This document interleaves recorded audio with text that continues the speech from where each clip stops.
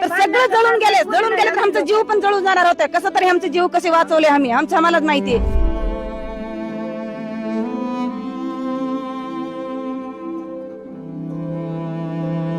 माझ्या रूमात सामान सोना बिना आमची तेवार होती 15 तारीखला, तर आम्ही सगळं सामान इथं आणलेलं होतं. आम्ही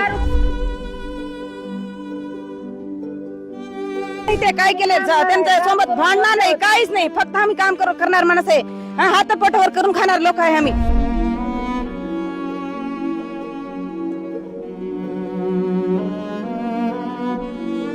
पोरगी जळून जाणार होती. आग लागली हे कसं समजलं नेमकं रात्रीचं? आम्ही उठले. अर्धी रूम लागली होती, मी इथं झोपली होती, तर माझी बहीण उठली. कसं काय हसत एवढं जोरात आग कसं काय लागले म्हणून.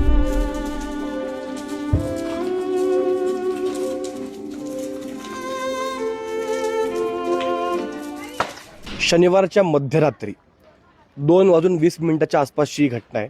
आत्ता सध्या मी उभा आहे त्याच परिसरामध्ये, जेव्हा शनिवारी मध्यरात्री 2:20 वाजता 2च्या सुमारास म्हणजेच लोहिया नगरच्या परिसरामध्ये, लोहिया गार्डनच्या एक्झॅक्टली थोडंसं पुढे आतमध्ये आले की एक गल्ली लागते. तिकडनं आतमध्ये एक वस्ती आहे. तिथे सगळे गरीब लोक किंवा कामगार लोक जे आहेत ते त्यांचे घरं करून इथे राहिलेले आहेत.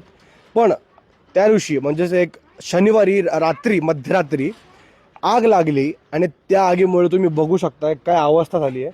आपण इथे देखील बघू शकत आहोत पूर्ण भांड्यांची किंवा सगळी घरांची अतिशय दयनीय आणि घाणेरडी अवस्था झालेली आहे.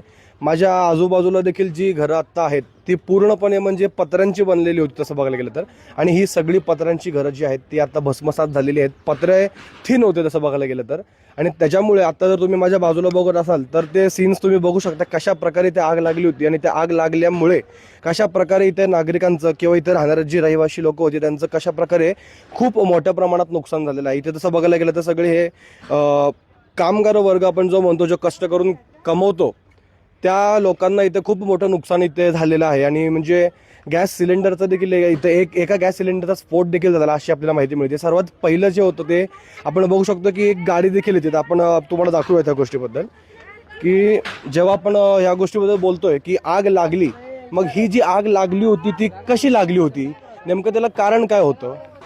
आता आपण आपल्याला जेव्हा ती माहिती मिळाली तेव्हा आपल्याला समजलं की सगळ्यात पहिलं ही गाडी तुम्ही मागे बघू शकताय, ही गाडी सगळ्यात पहिली ही पेटली होती असं त्यांचं इथल्या स्थानिक रहिवाशांचं म्हणणं होतं. आणि ह्याच्यामुळे आजूबाजूची जी वस्ती आहे, म्हणजे तुम्ही आता देखील बघू देखील शकता की आता इथल्या लोकांना आजूबाजूला देखील तुम्ही बघू शकता तर राहायला कुठलीच जागा राहिलेली नाही. त्याच्यामुळे ते लोक इथली लिटरली बेघर झालेली दिसतात.